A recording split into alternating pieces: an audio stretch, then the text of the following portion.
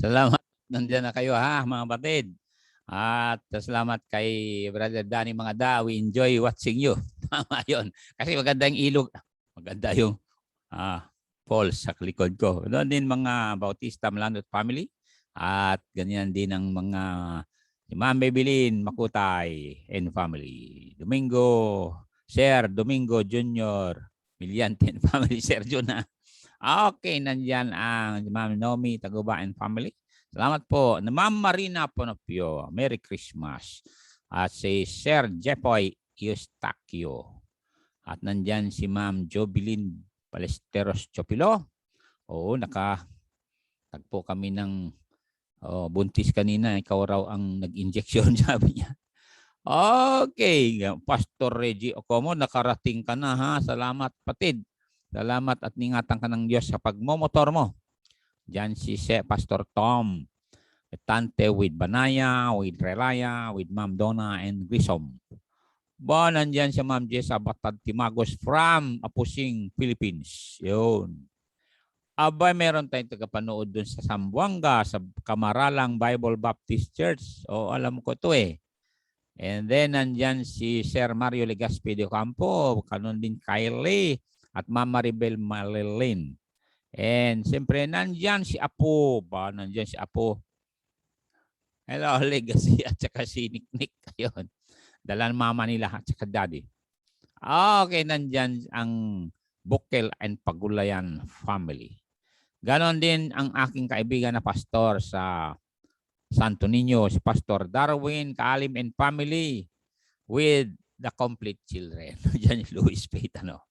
Okay, Ma'am Rosalina Alpay mga da, Ma'am Esther from Persia, at ganoon din sila, ayun, Pastor Gilbert, salamat nagpe-pray kayo dyan, di ba?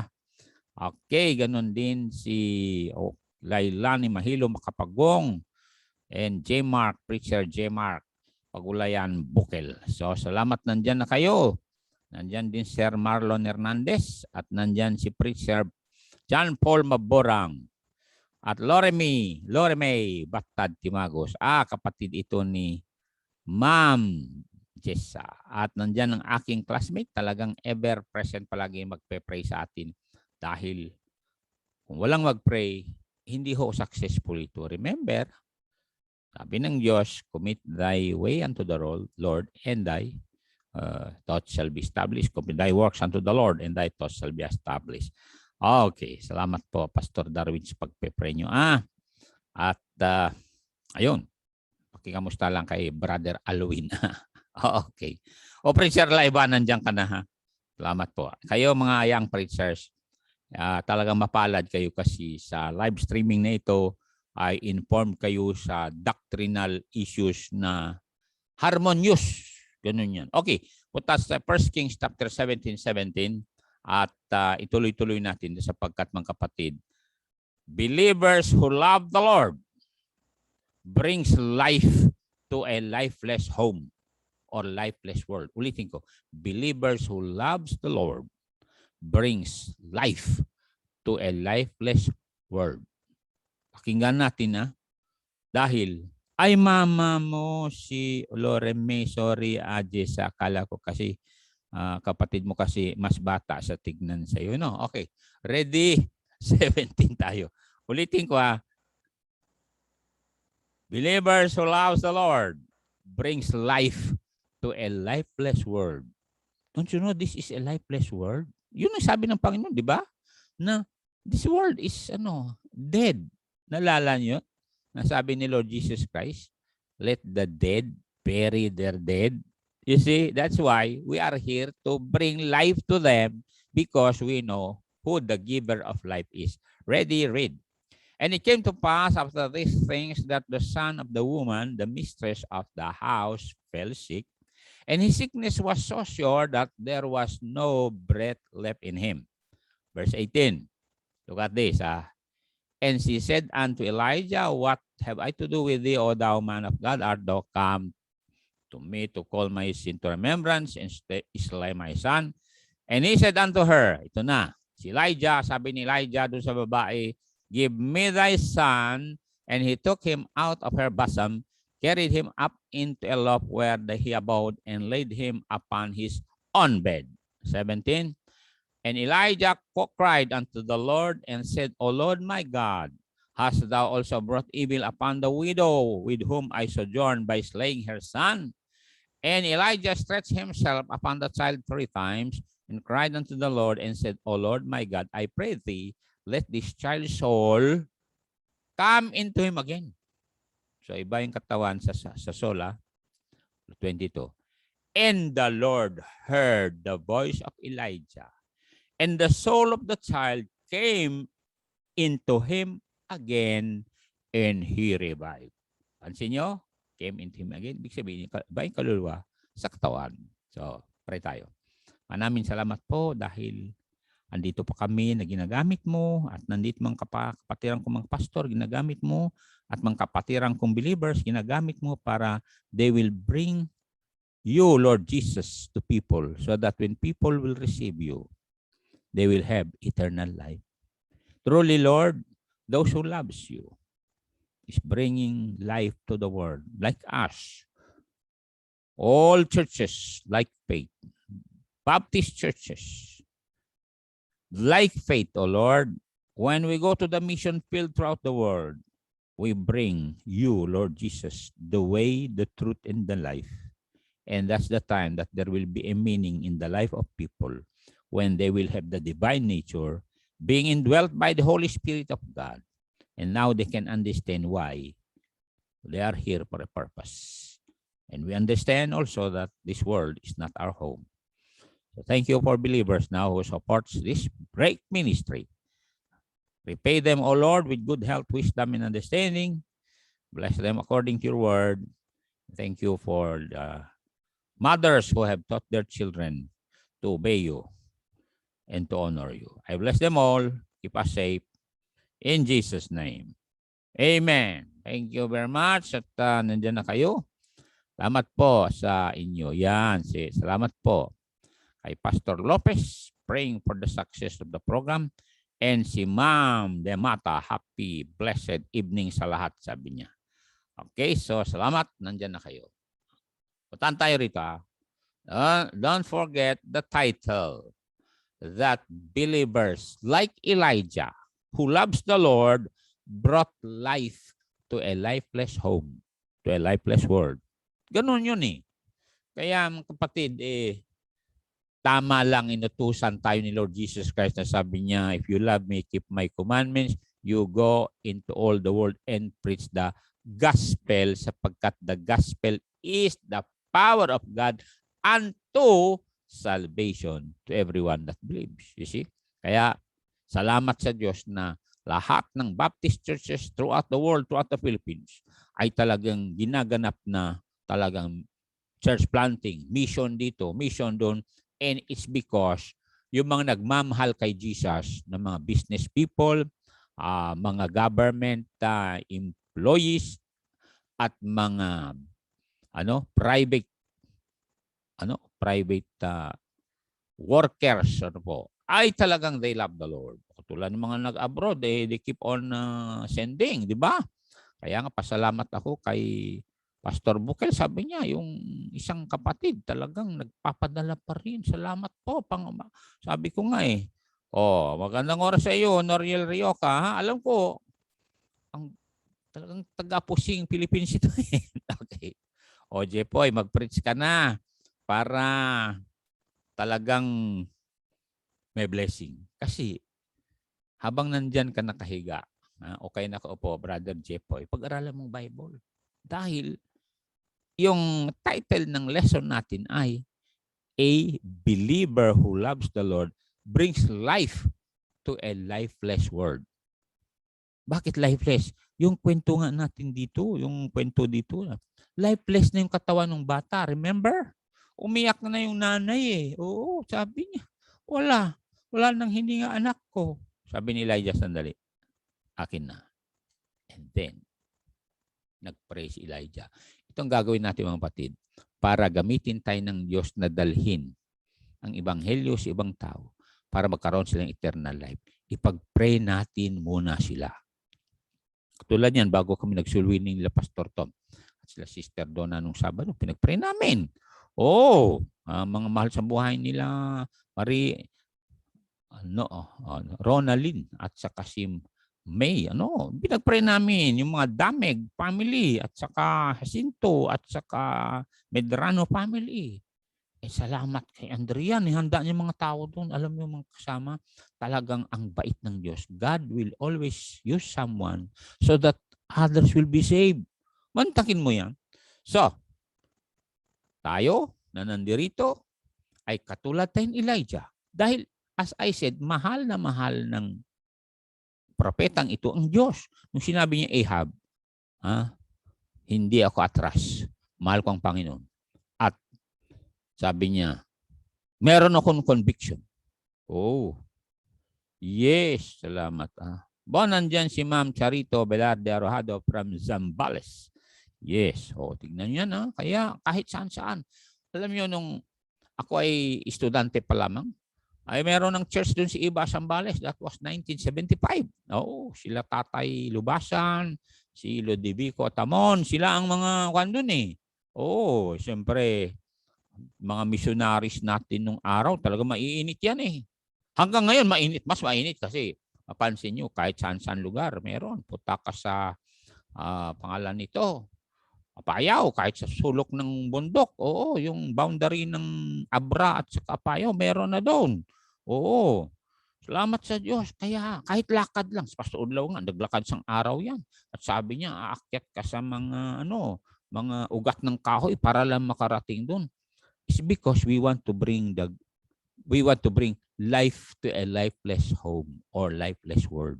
This world is lifeless. Look at the world. Ngayon malapit ng eleksyon. Gusto ng iba na baguhin ang Pilipinas o kaya magbigay ng buhay sa Pilipinas.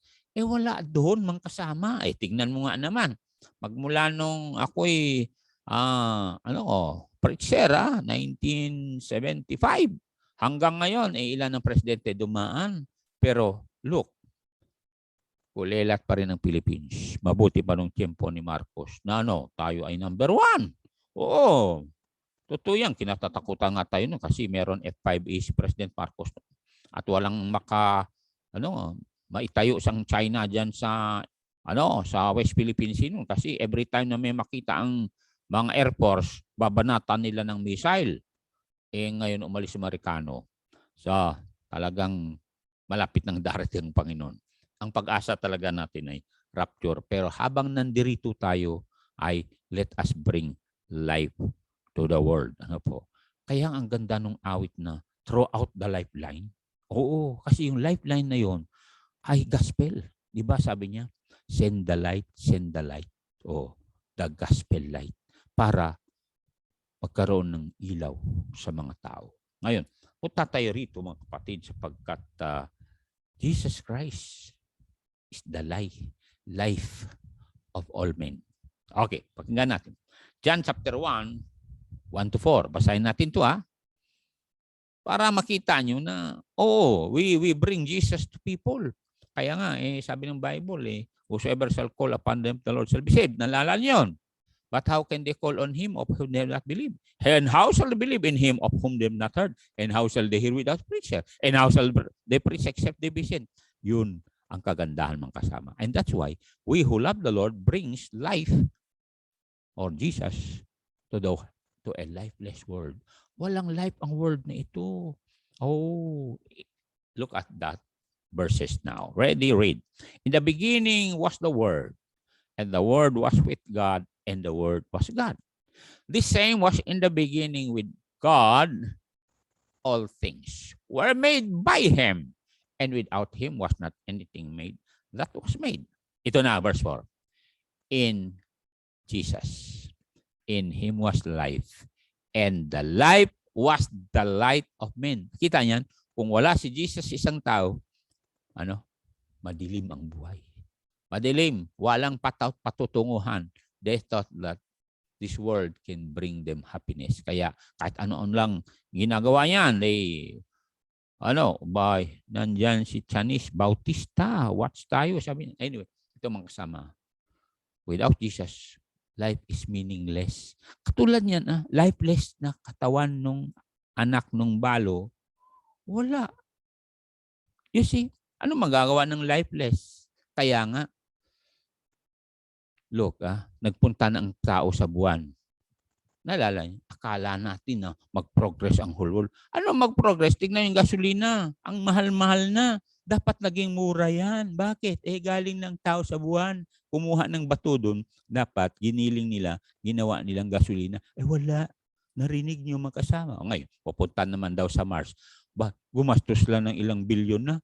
Wala pa, hindi pa. Wala pang nakuha sa Mars. Ha? Kaya magkasama.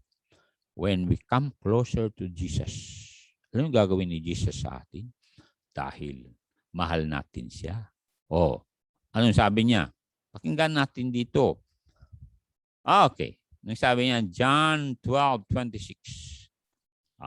Kaya nga, pasalamat tayo na maraming blessing. Katulad Pastor Reggie, pagdating dito, ang daming blessing dala. Ano-ano lang prutas galing sa Apayaw dala niya. Sabi ko, matindi ka kapatid. Kaya salamat Pastor Reggie. Talagang siya ay recipient. Sister Ria Darisan Asok Patro. Siya ay isa sa mga recipient mo. Ma'am, Julayda Gaday Heralde, pagpalain ka ng Diyos. Apo ba ito pamangkin? Ito ang sabi ni Jesus. If a man serve me, because we love him, we serve him. Let him follow me. Because we love him, we follow him. And where I am, there also shall my servant be. Ito na. If any man serve me, him will my Father honor. Ibig sabihin, habang nandito tayo sa lupa, mayroong blessing. Ay sabi ko sa inyo, kaya nga, yung mga business people natin, na talagang partner natin sa gawain ng Diyos. Abay, may verse na aking palaging pinapalala sa mga yan. 48:17 ng Isaiah. Yan ito. Kaya nga wag natin sabihin na, ay dun sa buwan may blessing. Minsan we look beyond the fence. We thought that the grass beyond the fence is greener than we have. 48:17 ng Isaiah. Okay? Isaiah 48:17. Ano sabi niya dyan? Yun. Salamat kay Jason Del Pilar. Salamat, Barda. Ready, read. Thus saith the Lord. Hindi ako may sabi nun. Kaya pinapakita ko. Para you will have faith in God, thy Redeemer. Siya nang tubo sa inyo. The Holy One of Israel. I am the Lord thy God which teaches you to profit. Narinig nyo yan. Which leadeth thee by the way that thou shouldest go. Sabi ng Diyos, talagang idiretso kita sa daan na yun ang gusto kong daanan mo. Ganon yan. And look at the word profit, diba? We want profit. Pero kung lumayo ka sa Diyos, walang profit, kapatid. Paano ka magka-profit kung lalayo ka sa Diyos? Samantala sabi ng Diyos, hawak ko lahat ang blessing. Kaya tayo na nagmamahal sa Diyos, talagang testimony tayo sa whole world na talagang may blessing. Ay sabihin ko sa inyo, wala akong masabi sa Diyos. Sabi ko, Lord, ang bait-bait mo sa amin. Takit mo. Nakakakain kami kahit pandemic. Ay sabihin ko sa inyo, lalo na ngayon, ang daming pagkain dito sa Region 2 dahil nagsidagsaan yung mga prutas dito. So, ayun. Pastor Gilbert nga, nagdala din ng prutas ng araw. Pakinggan natin Psalm 67. At alon sabi ng Diyos, pag pinagpala tayo ng Diyos, alam mo, we will bring the good news to all the world. 1 and 2, tignan nyo. 1, 2, ayan, 67. 1 and 2. Anong sabi niya? Ready? Nandyan kayo.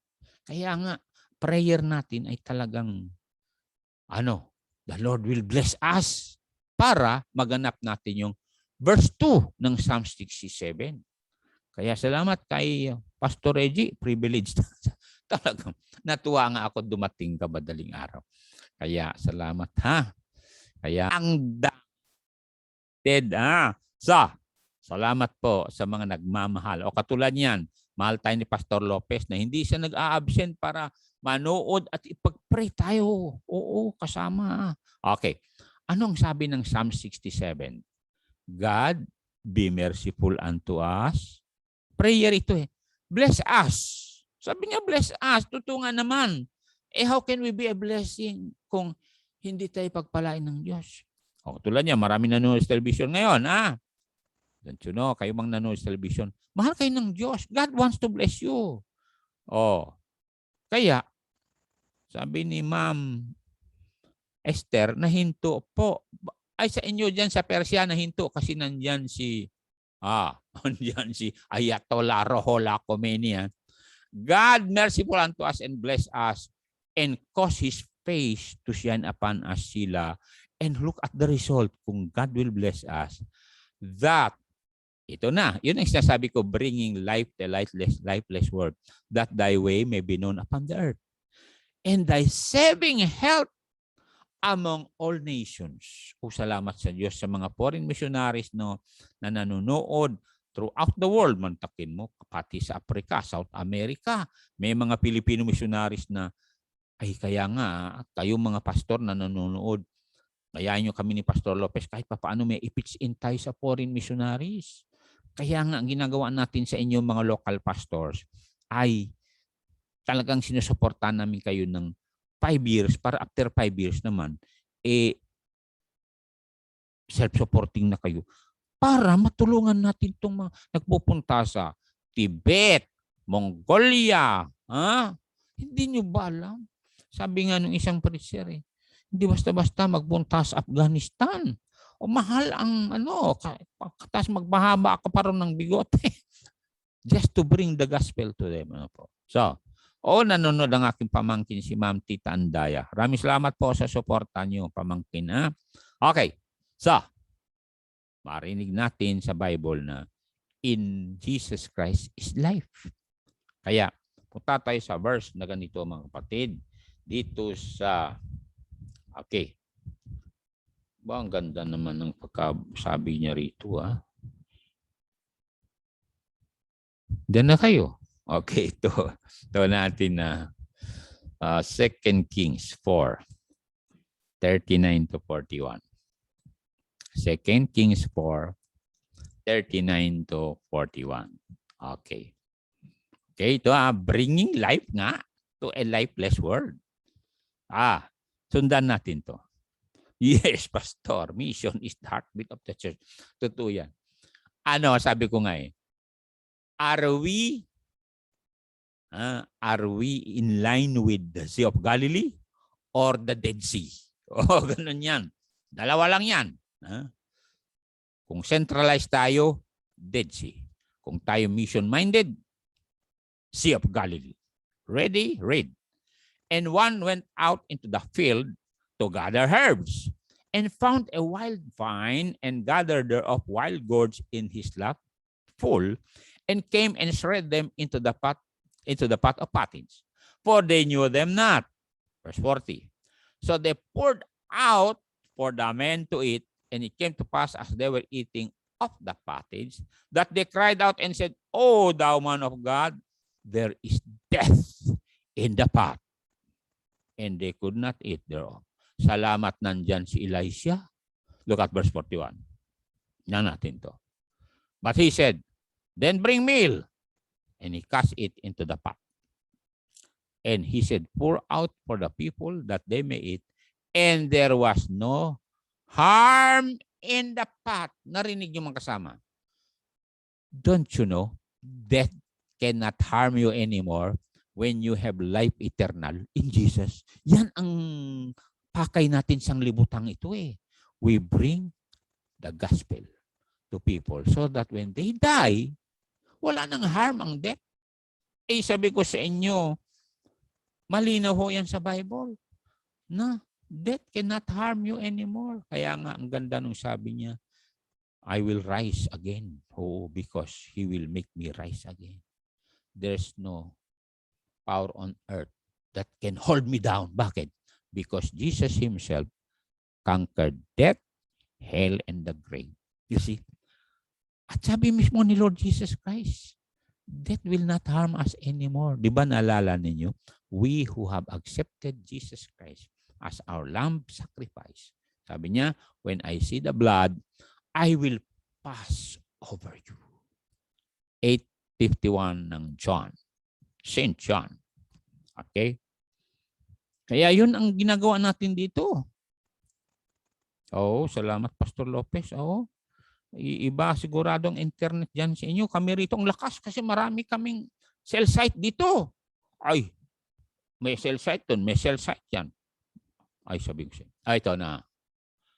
Death will never harm you anymore. Kaya nga, because we who are bearers of eternal life must bring Jesus to others. Dahil sabi ni Lord Jesus Christ dito, pakinggan mo ito. Verily, verily, I say unto you, if a man keep my saying, he will never see death. Ang ganda niyan. Di ba, Ma'am Virginia Repil? You will never see death. Hindi nyo ba alam nung namatay si Stephen? Hindi nakitang death. Ha? Malinaw dito yan sa Acts 7:59 na hindi nakita ni Stephen ang death. Alay, nakita niya. Di ba, Pastor Daniel Gaba? Salamat. Totoo yan. Kaya nga yan si Pastor Daniel Gaba. Ang tagal na yan nagpipreach. Tuloy-tuloy pa rin. Bakit? He is bringing life to a lifeless Isabella. Okay. Ready, read. And they stoned Stephen, calling upon God and saying, Lord Jesus, receive my spirit. Sino ang kanyang nakinausap nung mamamatay na siya? Si Jesus. Hindi nakita yung death. Kaya nga doon sa 60, tignan niya. Anong sabi niya? Nandiyan ang pinsan ko si Ma'am Zen Era from Cabugao, Philippines. Okay? Cabugao, Payo, Philippines. Anong sabi niya rito? Nung namatay siya, he kneeled down and cried with a loud voice, Lord, lay not this sin to their charge. And when he had said this, he died. Yan ang ibig sabihin ng asleep. Kasi tayo na believer in Jesus, may life eternal tayo. At yung katawan natin, kung ilagay sa libingan yan, sabi ng Bible, gigisingin ni Lord Jesus Christ pagdating ng araw. Kaya kayo dyan na maaring sabi niyo, masakit mamatay. Katulad yan, dinalaw namin ni Pastor Reggie yung libingan ni Inday. Alam niyo, nakangiti pa rin siya. Nakangiti siya. Alam niyo, one day, those bones will come together and there will be a flesh again. And then they will rise again with a glorified body and their soul from heaven will be reunited. And what a day that will be when we will see Jesus. Kaya nga ang ganda ng Bible Talagang nakaka-encourage na there is life after death. Dahil we have life na Narinig nyo? We have life in Jesus. Kaya tingnan natin to mga kapatid. Meron verses dito na yes, we who know Jesus Christ as our Savior, there is life. Luke chapter 7, 12 to 15. Tatay dyan, Luke 7, 12 to 15. Tingnan natin ang istoryang ito. Sapagkat lahat naman ng tao may hangganan dito.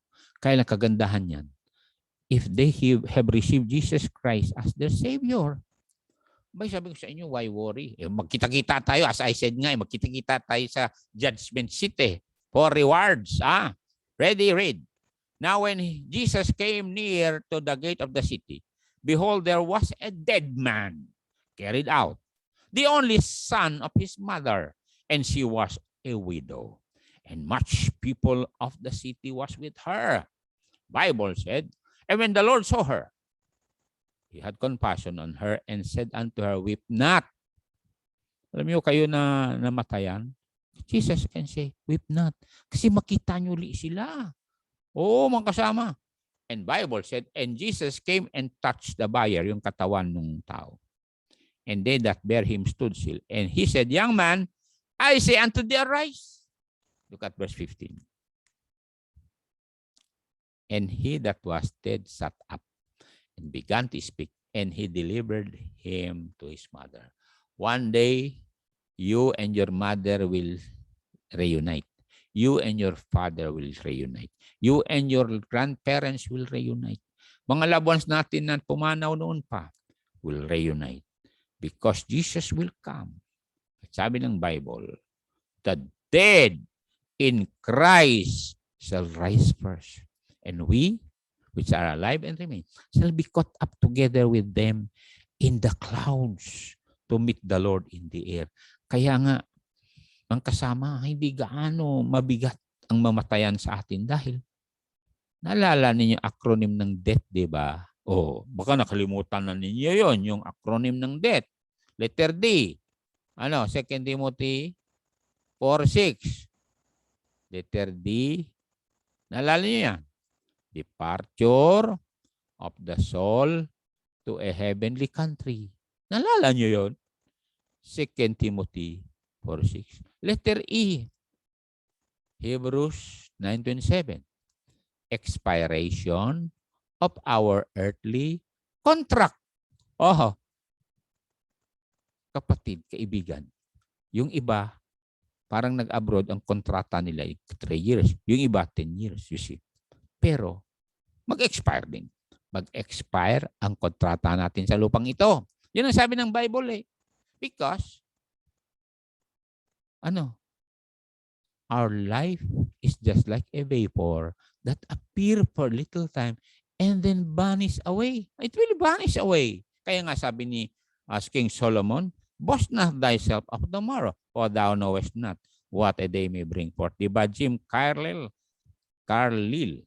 D. Okong. Ayun, salamat po sa mga Okong mga kamag-anak namin to eh. Oh, salamat mga Bible believer ito eh, di ba? Oh, ngayon. Look at this. Letter A, death ay departure of the soul to heavenly country.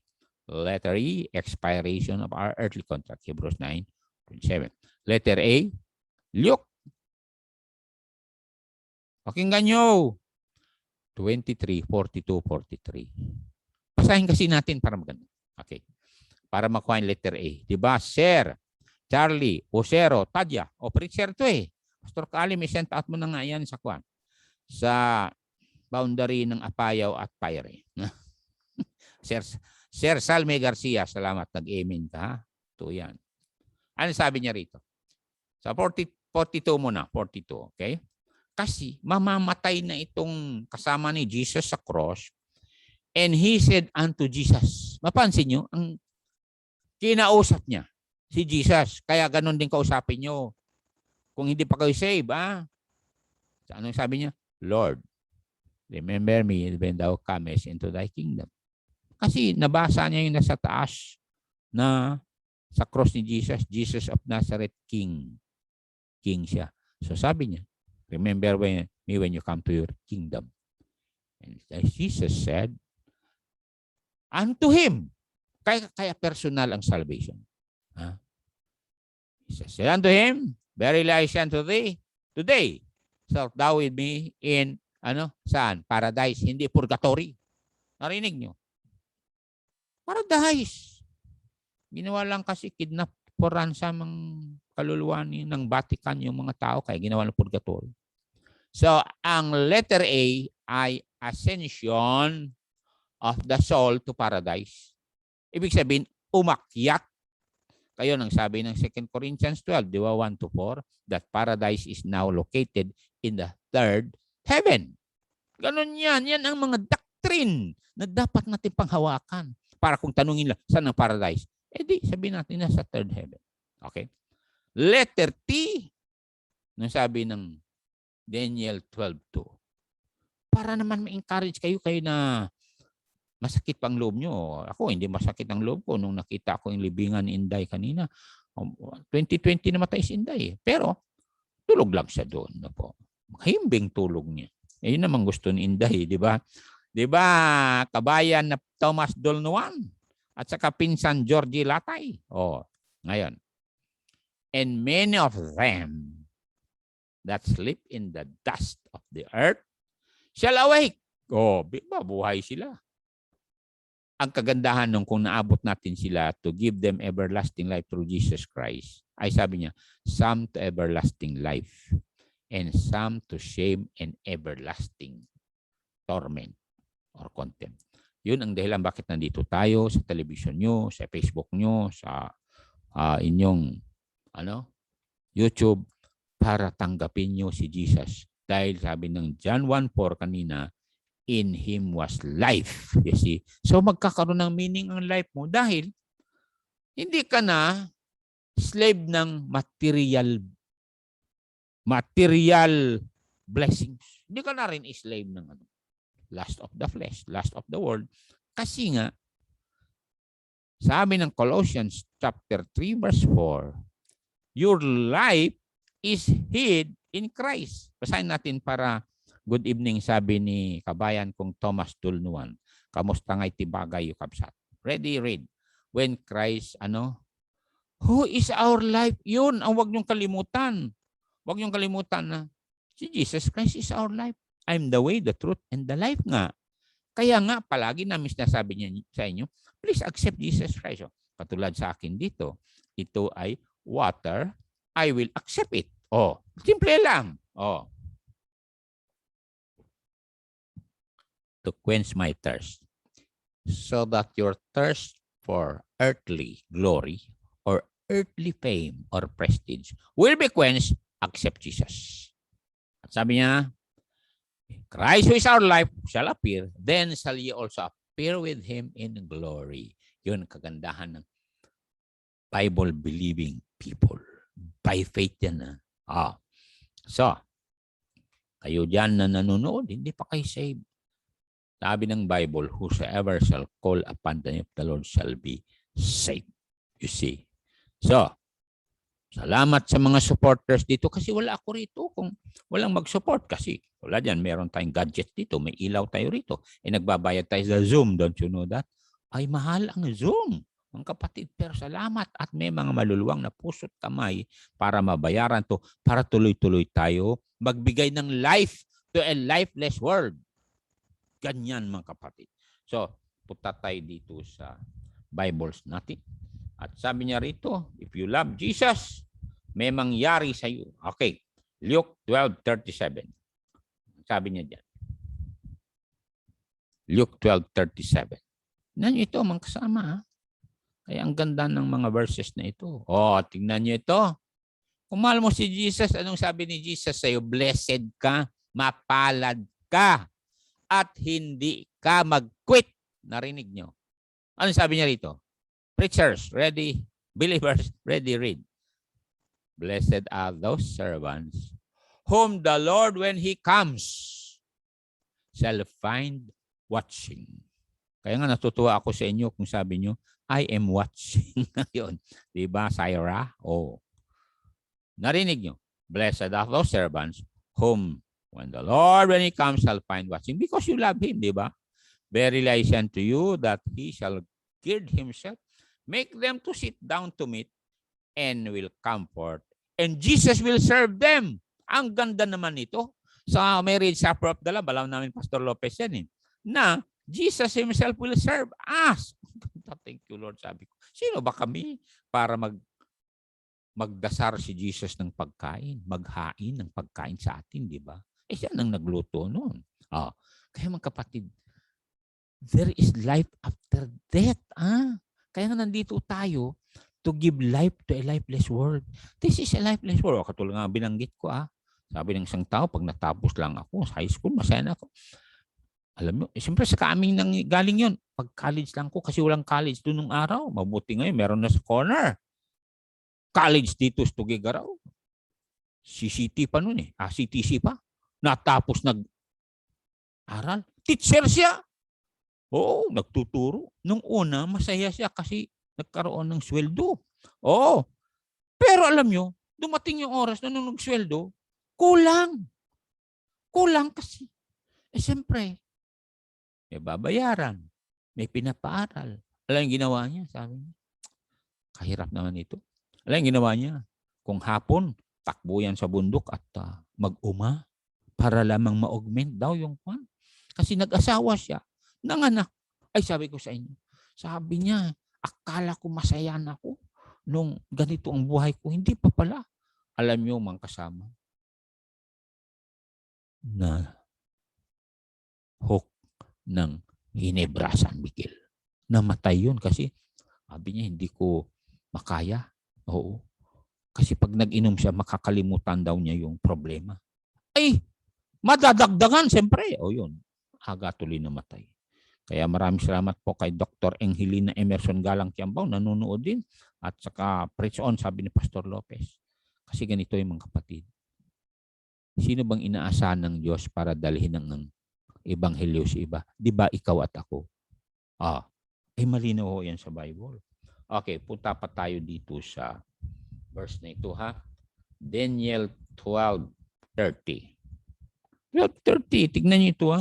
Si Daniel, ay sabi ni Daniel, para mabuhay yung iba, nandito ako. Salamat po. 12:30. Ang sabi niya, 30, mga kapatid.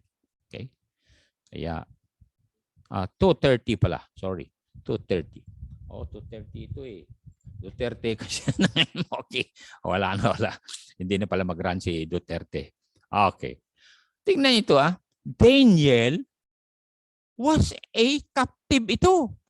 Pero, hindi siya nagreklamo na captive siya doon because alam niya na he can bring life to others. Tignan ito pagbasa niyo, ha? But as for me, sabi ni Daniel, kay Nebuchadnezzar, this secret is not revealed to me for any wisdom that I have more than any living, but, pansin nyo, but for their sakes. Sino yung their sakes?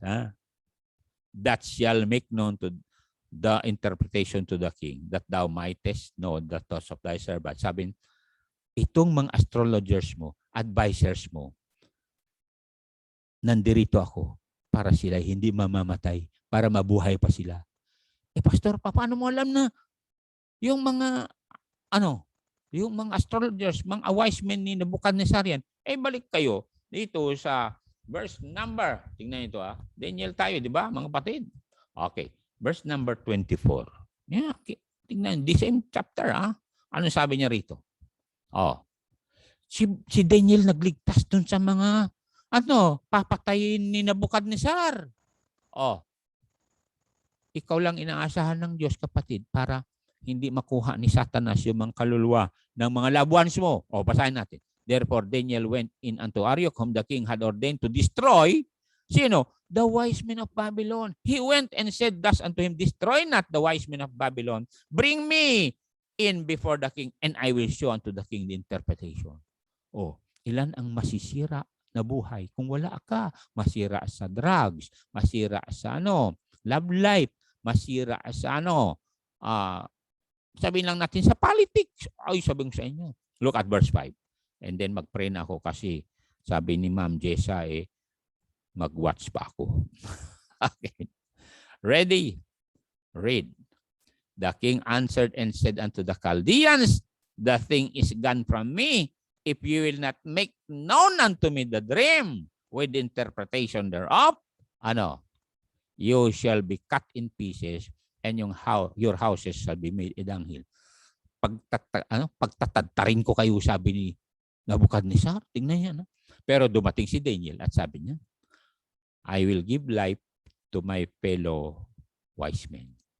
For their sake, naalala mo, for their sake, alang-alang sa kanila, ay nandito ako para sabihin sa hari ang kanyang panaginip. Ito mga kasama.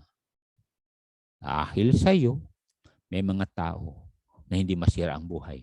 Sa totoo mga kasama, mabilang ko yung mga mag-asawa, muntik na maghiwalay. Mabuti na lang, tumawag yung isa sa akin, Pastor, ano gagawin ko? Sandali, punta ko dyan, mag-pray. Yung isa naman, hinanap namin yung babae. Maghiwalay na kami. Sabi ko, pagbigyan mo muna ng isang week. Okay. Salamat at hindi naghiwalay. Yung dalawa nga, pumanaw na sila with joy in their heart sapagkat binigyan sila ng Diyos ng blessing doon sunurat. Naging principal pa yung isa. Pagkatapos naging principal, tinawag mister niya, naging assistant. You see? Kaya nga we bring life to the world because this world is lifeless. Walang meaning ang world na ito. Look, si Baldwin Alec, kilala si Baldwin Alec? Oo, pinatay niya yung cinema photographer niya na babae. Kontak mo, ganyan ang buhay. Oh, walang meaning. What's the meaning? Wala na. Oh, katulad niyan, yung mga Taliban. Tingnan niyo. Sila nag-take over sa Afghanistan. Lifeless. Walang makain. Walang pera. Oh, without Jesus, ganun tayo. That's why you come to Jesus. Sabi niya, I'm the way, the truth, and the life. Siya ang buhay mo, kaibigan. Tayo naman, ituloy natin na ibahagi si Jesus to the world because He is the Lamb of God that takes away the sin. Oras na maalis yung cancer na sin sa isang tao, kakaroon divine nature. And ang sabi ng Bible, the fruit of the Spirit is love, joy, peace, long-suffering, gentleness, goodness, faith, and self-control. There is meaning. There is a purpose of life. Alam mo ang role mo. You see? O katulad ng mga role ng mga kapatiran natin dito. O, doktor yan si Ma'am Angelina, si Ma'am Joby. Ay, marami nang nilabas na buhay yan dito kasi midwife yan. O katulad nito si Pastor Lopez, ang dami nang save dyan. O katulad yan ni Dulnuan Tomas, ang dami rin na buhay dyan kasi mabait na farmer yan. O kung walang farmer, mabuhay ba tayo, di ba? O katulad yan ni Charlie Osero Tadya, abay, ang daming nabuhay dahil dyan kasi gumawa siya ng maraming tarpaulin. Oh, mabubuhay pa kayo ngayon dahil maraming mag-run. Mag-run. Na politician. Naku, yayaman kanyang Brad, ha? Yes! Salamat po.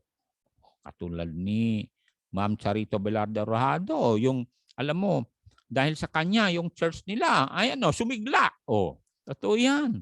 At saka si Ma'am Zen Era, dahil sa kanya, yung lola niya, masayang-masaya. You see, we bring life. Tulad ni Pastor Daniel Gaba, giving life.